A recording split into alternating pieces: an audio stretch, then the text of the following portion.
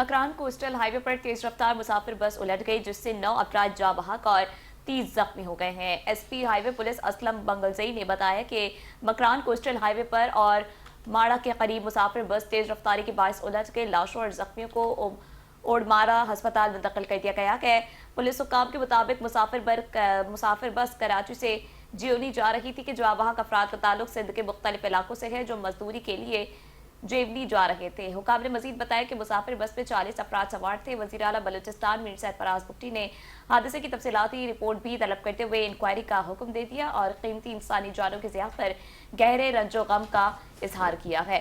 जख्मियों की सेहतयाबी के लिए दुआ की है। मीर सैयद फराज भुट्टी ने डिप्टी कमिश्नर गवादर को हादसे में जख्मी मुसाफिरों की तिब्बी देखभाल और बेहतर इलाज व मुआलजे की हिदायत की है और जाँ बहक अफराद के जस्ते खाकी और उनके आबाई इलाकों तक पहुँचने के लिए एम्बुलेंस सर्विस फराहम करने का हुक्म दे दिया।